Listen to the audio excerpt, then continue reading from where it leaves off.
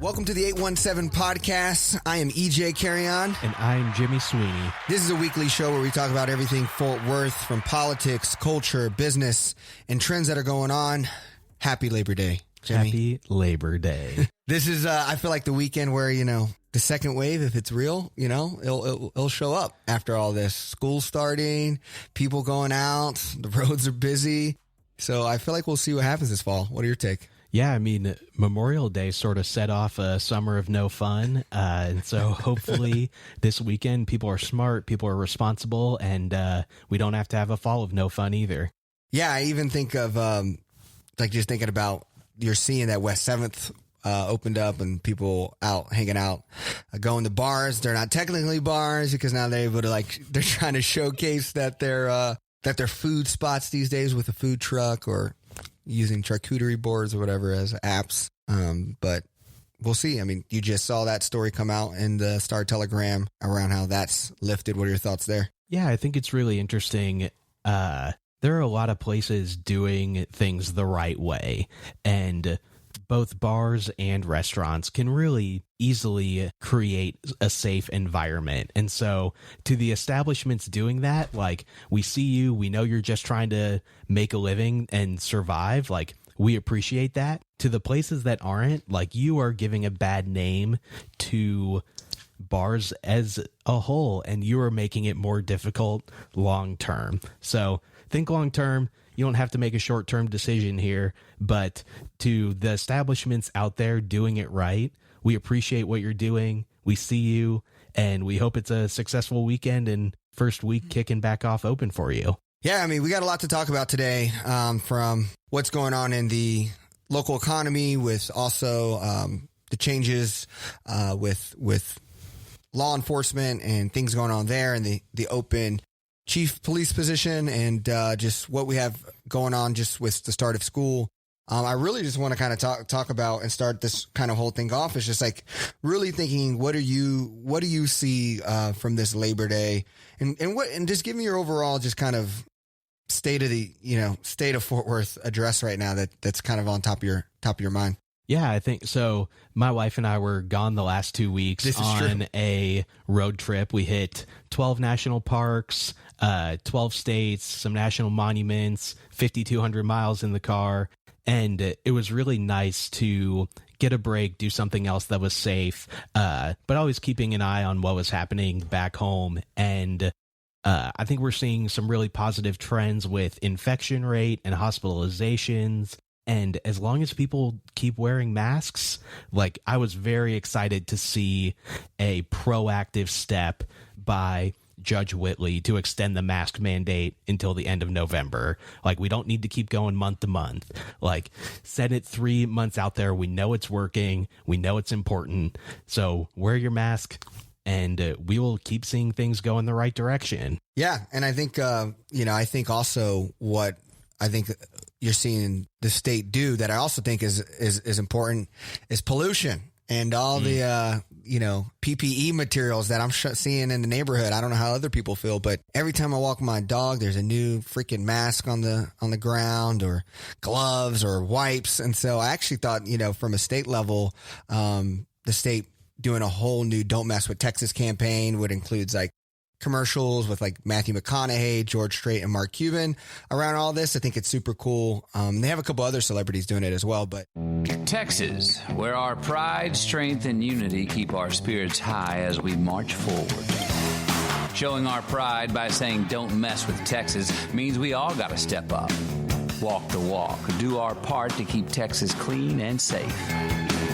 Because after all these years, all these miles, all these traditions, for all of us Texans, including me, Matthew McConaughey, don't mess with Texas means don't litter. And I thought it was perfect timing to drop it right before Labor Day starts, when we spend a lot of time outside doing outdoor activities. We bring more paper plates. We're probably going to have more masks for our guests, and this, that, and the third, and more utensils, more gloves. And so I just hope everybody as well, we're going to see, hopefully, as we walk our dogs and hang out in the community this week, we don't see an increase in and just junk all over the road. Yeah, and we even saw it at places like the Grand Canyon, walking around and you're seeing masks on the ground. And realistically, based on what we know about the virus, you're not going to get it if you take the time to pick up that mask and clean up your neighborhood. But even just the idea of having to do that isn't respectful of anybody else around you. So wear your mask, don't throw it on the ground, don't throw your gloves on the ground. Like, a trash can cannot be that far away. Yeah, no, I was walking my dog today and I saw a lady actually picking up as she was walking, and I was like, you know what, I need to be doing that. Just throw a bag across my chest and like a little picker upper bag. Yeah, and just start picking up stuff. I feel like it will go a long way. I don't know where you would want to start. I mean, we could talk. Man, I don't know what's in your fields. I mean, we could talk. This to me, I think is big because they're voting on it on Tuesday. The Tarrant County Commissioners will vote Tuesday on a proposed 3% raise for themselves, employees, and other elected officials. The administrator said that he understands that there's financial difficulties in our state that faces everyone, but regardless of the economic conditions, he says we always do a raise every year, and so it's approximately about 4,000 employees, which will be a cost to taxpayers $10.9 million in 2021. Yeah, I mean, I feel like this isn't a crazy amount of money, and I feel like it's not too, I guess, bad to do, but it's more to me like I think the problem with what government officials compared to like business and entrepreneurs is understanding like an ROI of a decision from a perception standpoint. Mm-hmm. Like, we're talking about maybe, for the most prominent salaries, $5,000 addition. And like your ability to say no to this raise and lose on $5,000, the ROI on perception and what the culture and what people look and perceive you as is such a greater return as a city. But I don't know. We'll see how people take it. I don't think people think that way as government officials. And so they'll take this $5,000 and then just create a more weird energy around just government and the state. So I'm interested to see what they do Tuesday. I mean, Dallas last Tuesday, they didn't take their raises. Yeah, so voted against it. Yeah, so we'll see. What are your thoughts? Yeah, I agree with you. I mean, we want people to get paid. Like, we're not sitting here like, oh, we don't think that whatever government employee in permitting that sits there and listens to people all day, probably complaining to them about X, Y, or Z, doesn't deserve to get a raise.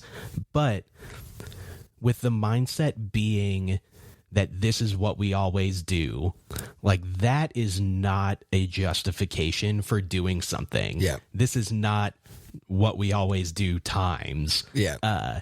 And even in general, is what we always do the right thing?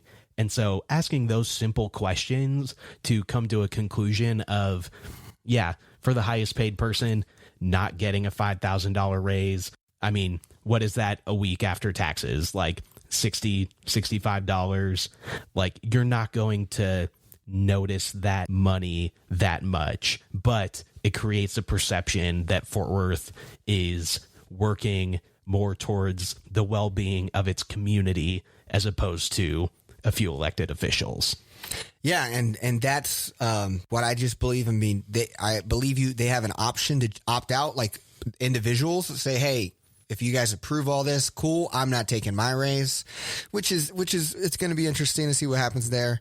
Again, I don't think it's a crazy story, or like it's the end of our local government system being rigged or not for the people. But I just think but I also oftentimes think this is what the hardest part is for all changes. The greatest change is oftentimes us having to be selfless and somewhat, take one for the team. And we just don't, I mean, from us having to wear a mask, from us having to pick up trash, it's these little things that also include taking a 3% raise during a time when, our local economy is hurt and jobs are at a higher loss than from a year ago. Well, and how far would $10.7 million go towards PPE for schools? Like, let's talk about something tangible that could be done with that money to make person learning an option. Like $10.7 million is a lot of masks, a lot of temperature checks. Yep. Like there are tangible things we could do with that money in an economy that is struggling to actually solve some issues that the community is having. And so while it is not an end of the world type of number, there are tangible things that could be done with that money that will be noticed far greater than a small number on a paycheck. Yeah. I mean, and that goes even to, the whole, we were talking about this before we press the record button, is the Texas Tribune Festival just happened, and all the top 5 city mayors had like a fireside chat and was answering questions around how the COVID impacted their local economies. And Fort Worth was like super low compared to everyone else. I mean, Houston's mayor was like 167 million, and then the San Antonio mayor was at 100 million, and Mayor Betsy Price said $20 million, which was lower than expected. And that's just a whole different conversation on where we play as in the national scale, and even just in Texas. But, even if we're taking a $20 million hit locally, I mean, you're talking 10.9. I just looked it up. It's 10.9. What could this kind of money collectively do for these people, especially as like my biggest thing about Fort Worth and what's so hard about Fort Worth is it is a place that is extending itself for the future. Like everything we're building isn't for today. Right. It's for the future. And then so when the present gets shot like it did, cities like Fort Worth, entrepreneurs, small business owners take the hit because they were trying to build for the future, and now they're trying to survive for the present. And that's just what's tough. I think that I don't know if we're voting on the right things or advocating for the right things when it comes to government raises and Prop A sales tax to continue to protect the city that needs more people to invest in empowering the city. Yeah. Continue making long-term decisions and consistently make long-term decisions. That's a characteristic of really successful companies, is that you prioritize the long term over the short term. And obviously you have to get through the short term to see the return on that. But if we're making 50% long-term decisions and 50% short-term decisions, we don't have a clear vision for where we're going. So continue to make decisions that positively affect the long term, even if for 2021 that means taking a small hit. Yeah. Well, we'll see. It's on Tuesday. Speaking of Tuesday, also we have back to school. Fort Worth ISD is going back to school. 100% digital. So there's 47,000 Chromebooks, 21,000 hotspots. The superintendent invested in making this work, and we'll see how it happens. What is your opinion on it? Have you heard anything from community members or people you've spoken to around how they see it going to go? Yeah, just shout out to teachers. I remember a lot of internet buzz in March and April about how teachers should be paid significantly more as parents were wrestling with at homeschooling. And it seems like that conversation has been lost over the last couple of months. So teachers, we see you, and we recognize that you're in a weird situation, and the amount of time that you are putting into this is not equal to what you're being compensated. So thank you so much for what you're doing. And parents also, like, this is not an easy decision to make either way. Like, we're sorry that you have to make this decision. But I think that Fort Worth is in a smart place waiting to see if Labor Day has the same type of spike that Memorial Day did. October 5th feels like a good date.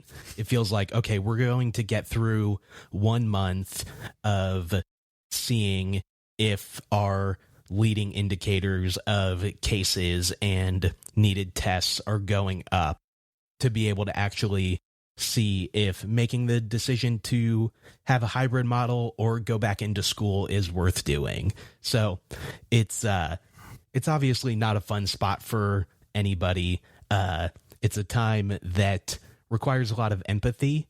But I feel like September 8th to October 5th is a really good and well thought out time to see how virtual goes. Yeah, I mean, this is just such a national situation when you look at, they're showing that kids from lower SES social economic status compared to the highest SES, is they're showing that when you look at online math coursework from March to now, you had a 60% engagement of math coursework. And to date, these kids are still at 60%, where at the high, they've already caught up to normal engagement and involvement with their coursework. And I think what you're seeing here is this is just a challenge of when you have to go 100% digital compared to suburban areas who are going full in person, or parents are choosing to go full in person. You're just continuing to see that kind of divide of how people can go to school. I was actually talking to someone even in like places like Birmingham, Alabama, where it's like super 50% white and then 50% black. And they said all the black schools are going 100% digital. All the white schools are going 100% in person, and is only going to continue to create that separation and massive learning loss. And so teachers and just, I mean, principals, everyone has such a hard case. But you're seeing Arlington, Arlington is looking to implement their hybrid model.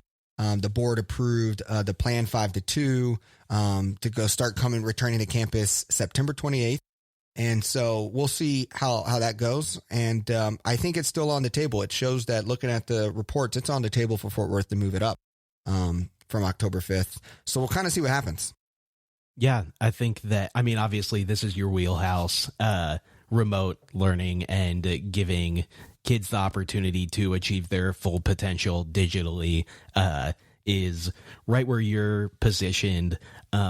It sucks. There's not a good way to say it. Like it sucks for everybody. Yeah. And protesting about it without masks on isn't a helpful thing to counterbalance that. But it will be interesting to see how, especially Fort Worth ISD, is affected with potentially people that are able to afford private schools pulling their kids out, and how that will continue to divide the gap between people that have means and people that don't. I mean, I think a picture that went viral this week was two kids sitting outside of Taco Bell for 8 hours to be able to do their schoolwork because they had to get Wi-Fi.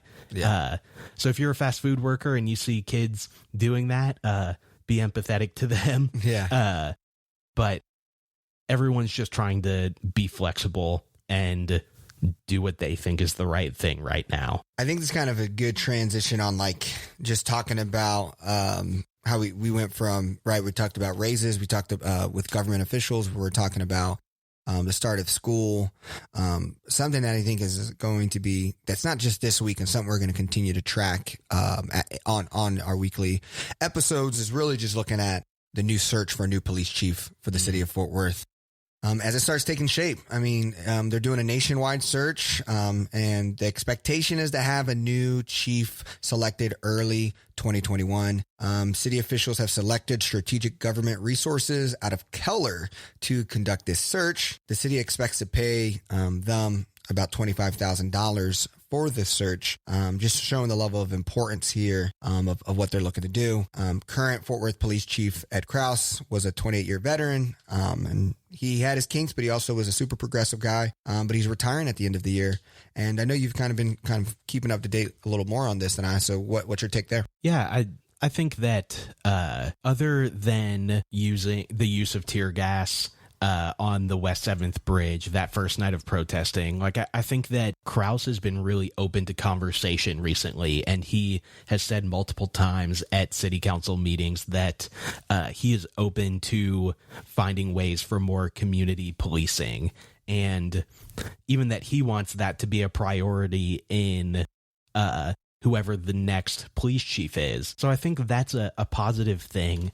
But on the flip side, also this week, the Police Officers Association signed a new agreement to basically just maintain the status quo. And we know the power that the POA has. If the POA is not committed to being progressive, then it doesn't matter what the police chief wants. It's two forces acting against each other. I really think that's what Fort Worth needs to figure out first, is how do we get buy-in from the POA so that the police chief and the city actually have means to implement some policies that could be more progressive. I don't know. It feels like they're trying to do lip service with hiring a more progressive or somebody who is open to more progressive policing methods, because the underlying structure of that isn't going to let that happen. Yeah.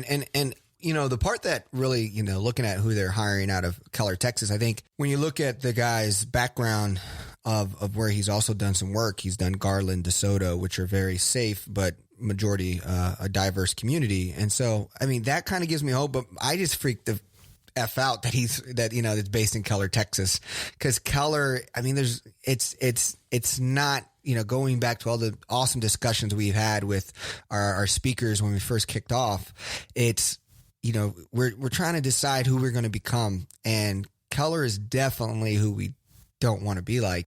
And Keller, I mean, if Keller's going to lead, someone out of Keller's going to lead this national recruitment and selection process, Keller only has like less than 2% of black people in the city. And Fort Worth is nearly 20%, nearly one of every five, Fort Worth. And so all you protesters out there protesting for no mask and going back to school, when there ain't nobody of diverse there, I don't know if you actually have the full wheelhouse of empathy or connection with what you might need on what you're protesting. I'm such a believer that if you don't have a representation of your city there, for whatever you're protesting, odds are you're probably not protesting for the right thing. And so anyways, that goes there. Like my whole paranoia goes from that of just like the lack of awareness and maybe the biases we might have on the selection process. When if we're choosing this Keller group because we feel Keller is safe and we feel like we like how Keller flows as a city, that will freak me out from all that side. But he seems to have a good resume of supporting diverse communities. The other interesting thing about this process is they are trying to get it done before local elections happen in 2021, of which point. There are a number of significant ones that could really change the makeup of the mayoral office and the city council. And who knows if that had any influence into when Krause decided to step down. But it feels like this is trying to get shoved in before that happens so that a person who might be more appealing to the current city council could get that position. Yep. No, I mean, it's that timing does make sense. And we talked about how this upcoming local elections is an important year to how we're going to go forward. And I'm happy to really kind of dive into, I know there's tons of other things we could really talk about.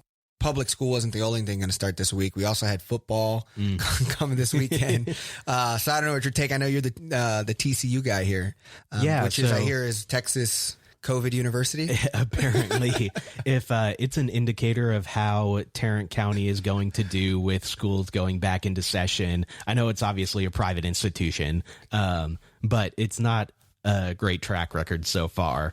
But TCU and SMU were supposed to have the 100th battle for the Iron Skillet coming up this Friday. That game has been postponed. I feel like postponed right now probably means that that's not happening in 2020. But TCU had a coach and several players who had tested positive. They don't have to disclose their test and trace systems or even their test results, but they made the call on Friday, I believe, to postpone the game. Which another thing the Big 12 has come out with is that they have a rule now where in Big 12 games this season, if you have 53 players, you have to play or forfeit. Regardless of if you have 40 other players that are in quarantine, you have to either play or forfeit if you have 53 players. So they aren't really revealing what their test and trace systems are, but that makes me wary that football and college football specifically and traveling for those teams could not be the best idea. Yeah, we're talking about like hockey seems to be rocking with playoffs. Hockey and the NBA in their bubbles are doing great. They have been an example, especially with the NBA recently. Now families have been able to come and join the players in the bubble.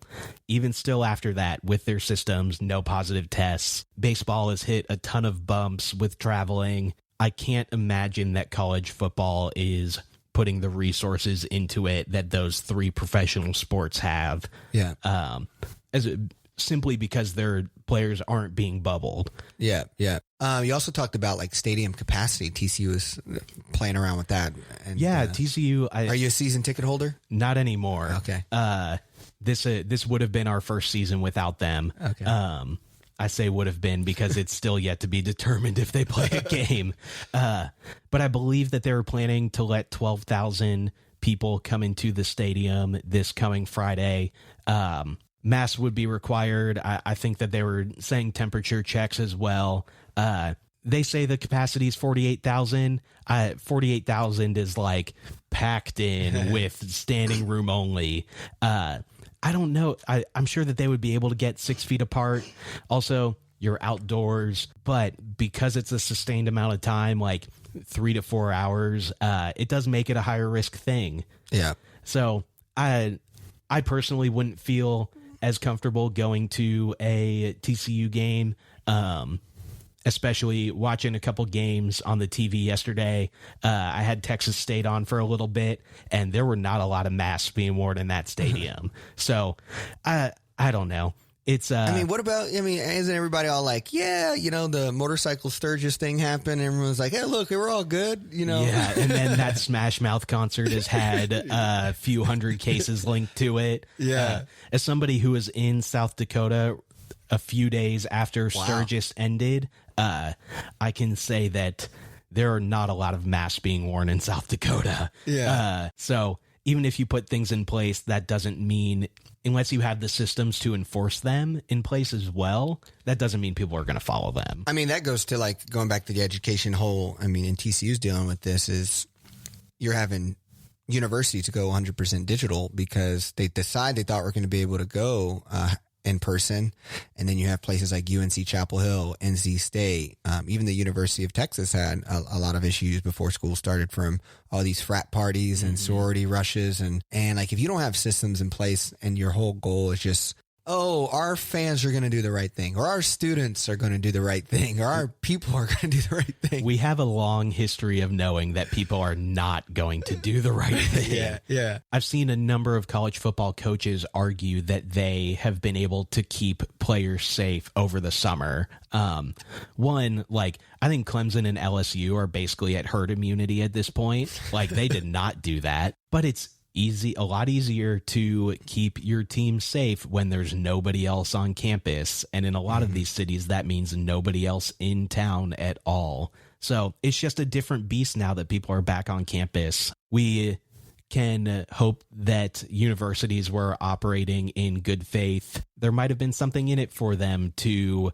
act like they were going back in person, to not have to give some sort of tuition cut or something like that. I don't know. I wasn't in those meetings, but it does seem like a consistent trend that colleges, even places with a lot of resources, are struggling to contain things. Definitely. Well, I know we've been doing a lot of different stories. We decided to do this kind of first. We're still playing with what this looks like as we do the news and articles. A lot of our mindset here is to kind of do a lot of short ones and maybe a big one when we have something really comprehensive to talk about. But we felt like this week is just really a lot of things are kicking up, which is going to provide a lot of new update of the landscape of Fort Worth as we continue to provide sources. But what's something we're really excited for every week is to do our wins and losses, where we both kind of select a win in Fort Worth and we both kind of select a loss in Fort Worth and we talk about them. So I'm going to let you kind of go first with your win for Fort Worth, if you have something. Yeah, I think a big win for Fort Worth this week was the near South Side being named an official cultural district in Texas, alongside Deep Ellum, and I believe there was one other neighborhood in Austin this year that got that designation. It frees up the city, or gives the city opportunity for special funding, especially art-based grants, to happen in those areas, which is really cool. The city has obviously invested a ton of money over the last 8 to 10 years into, starting with Magnolia, and then in the last 2 or 3 years into South Main. And so it's really cool to see that in a 10-year period, something like that the city has invested in is paying a lot of dividends. I think that's a big win for Fort Worth. Yeah, I mean, I don't know how you've done, but I so miss going out to these places. If I could go to South Side for a weekend, for a night, that would be so cool now. That's all I ever want in life right now. You know, we've done a couple to-goes. We got to-go cocktails from Tarantula a few weeks ago. Yesterday, we drive by Leaves all the time to get tea. Sort of did a drive-by of Morgan Mercantile yesterday as they were doing a sale. I agree, especially as the weather is getting a lot nicer. Yes. It would be really great to just go out and walk around there. Yes. If you are doing that, wear a mask, stay socially distanced, so that those of us that aren't really doing that as much yet can come join you soon. Yeah, we were going to go to the Mexican restaurant together, the new one out there. What is it? Why am I blanking on what it's called? Teenies? Yeah, Teenies. We were going to go.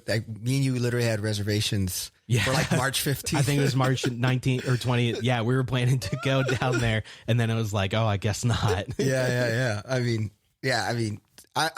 think South Side is just super cool for our space, and that L that we're creating there between West Magnolia and South Side is just super sweet, and really excited for it. And still so much space to grow, especially along the South Main corridor.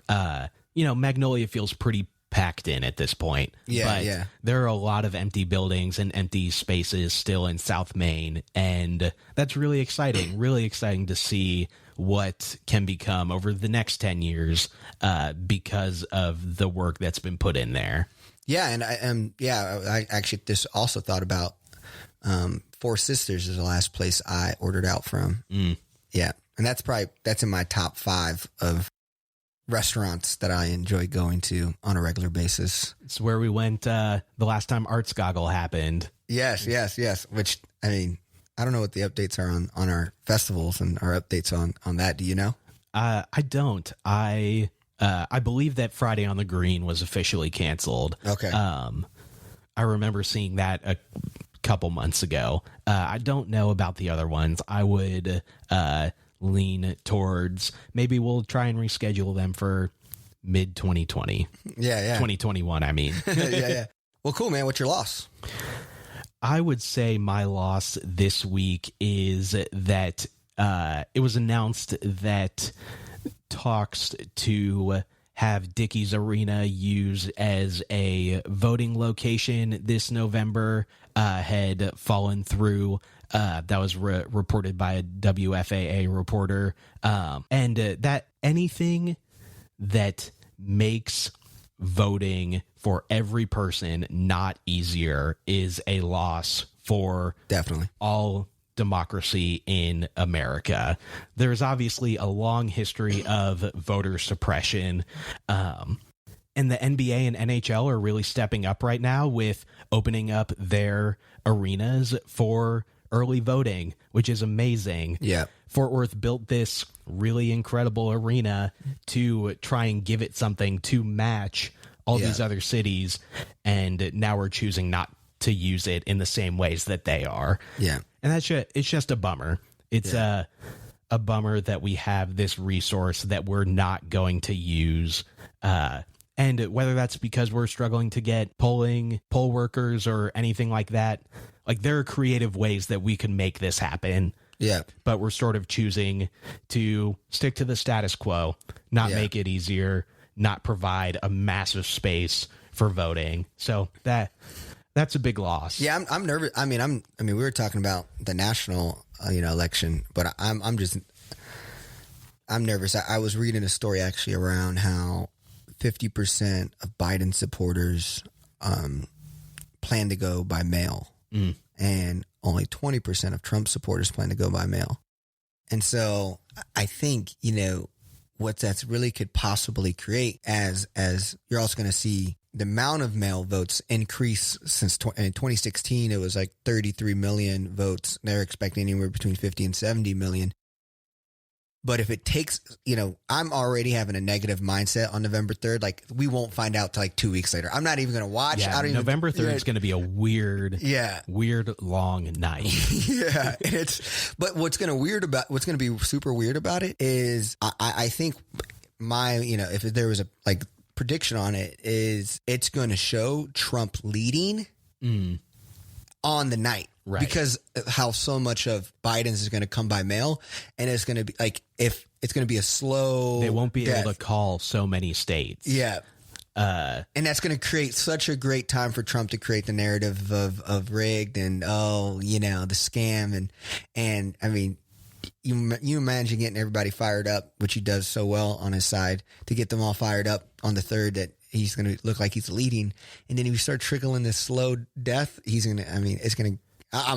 sees what happens? I mean, we got to understand Al Gore when all this stuff, quote unquote, was like, God bless our next president, support, we got to go support him. We're in this together because this is America. And that, I don't know, regardless what happens, I don't see that happening. Yeah. And I think the other loss for Tarrant County in this is that we are really important this year. Absolutely. The most important that Tarrant County has ever been and maybe will ever be in an election. And if the rhetoric around it is we didn't use every resource we had to allow people to vote safely and easily, then that's a really negative thing to hang over the city and the county going forward. Yeah. Regardless of how the election goes, that is a negative national perception of the area. And that's what we're fighting against.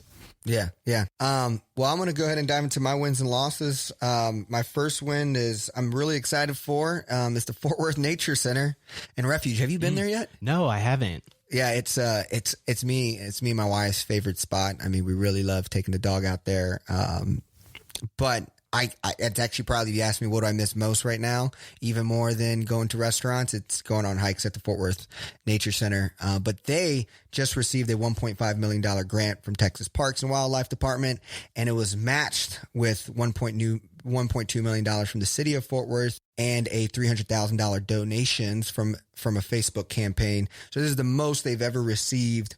And there's a couple things around this story that I like is, one, I think the biggest hold on Fort Worth to be as successful as other large cities, it's the nature piece. And so this to me has potential if we really kind of support it. I mean, it's kind of out in the way and it's kind of in the part I don't like to be in Fort Worth, but I think a lot of good nature is like that. It's like off of White Settlement and Confederate Road. I'm like, I mean, I do like hiking here, but I just just kind of gives me a bad vibe when I start my hike. When the two roads it's intersecting at are Confederate and White Settlement. Yeah. So, but anyways, it is a beautiful spot, and I'm really excited for that space because I think nature plays a big part to a city. I mean, look at Austin, look at those cities that have great nature piece. So for me, that's a big one. Yeah. I mean, having just traveled through 12 states, there are a lot of smaller cities than Fort Worth with a lot cooler parks, and not even just around the national parks area. Like first day we were, our ending point was in Nebraska. We stopped in Oklahoma City for lunch, right next to Bricktown and Chesapeake Arena. They have an incredible park downtown there. I was like, we don't have anything that even compares to this. Missoula, Montana, really small town, had some really great riverside parks. Same with Casper, Wyoming. All these places that if you're driving there, they're in the middle of nowhere. It's cool to see Fort Worth get the opportunity to step up its nature game. Yeah. Really excited for it, and can't wait to get back out there. My loss is, it's a little bit of loss and hope. I mean, this Saturday, there was a Black Lives Matters walk for a mourning mother of Jakari Simmons, who was in his living room in a Fort Worth home and was shot along with his brother, who was injured, and his mom, Bianca. They had a little walk-in, kind of an event for her and the family, and just the overall community. And again, in this side of Fort Worth that does not get the right support or understanding, Fort Worth likes to put this side on the under the rug, and Fort Worth is a very tough place. And I mean, we got to understand, East Lancaster was voted one of the top 5 most dangerous streets in 2014 across the country. I mean, there's some hope around support around the gang violence, and it's not even about the gangs. It's more about just like the lack of hope or access that these kids are just not getting. And what's beautiful is, like, as a hip hop head who loves the hip hop culture here in Fort Worth, there's tons of great talent over there. But they're supported by the gangs, and but you got a couple guys who are coming out that I'm really excited for, that doing their own thing. But I'm just tired of hearing about Fort Worth Black boys being killed in our streets, and that being something that, like, really no one is even aware. People think this is happening in Minnesota and in Wisconsin. Like, no, we're having these issues right here. We just do a phenomenal job of hiding it all. And so I take that as a loss. Yeah, definitely a loss. And the loss along with that, like you said, is just how easily swept under the rug it is. Fort Worth has a lot of gang violence that it deals with, but I would guess that 95% of the city doesn't think of Fort Worth as dealing with that in any way, shape, or form. And so the promising things that are coming with that will hopefully come to fruition and continue to be effective in ways that they are looking to cut off that violence before it happens. But it's just really sad. We mourn that loss with the family and friends of those young kids, and that's not something that should happen. Yeah, and I think that's something we just got to continue to put at the forefront of what it means, of whose lives are we keeping safe here. We have a very diverse population in Fort Worth, and we got to create some more inclusion and more access. I'm such a big believer that it's access to the door, to investments, to the schools. But I think there's a lot of hope and great things happening. I mean, I was super honored that we started our podcast with 3, African-American influencers in Fort Worth. That wasn't intentional, but now seeing all the love that we got from, Black owned business, Instagram and others. And that was just cool. Just to see that people are out there advocating for all of Fort Worth. Yeah. I think that's a great place to end today. Yeah. So, if this is the first one you guys heard, we have others on the list, which is just really great dynamic guests, from Dr. Dixon, Jonathan Morris, founder of Black Coffee, Mia Moss, really great stuff that just, I think, provides some really cutting edge, perspective on Fort Worth and the potential of Fort Worth. So go ahead and check those out. Also, don't forget to subscribe, and share with friends. We're really excited to be doing this with you guys. Have a safe week and look forward to seeing you guys at the next podcast. Thanks for listening.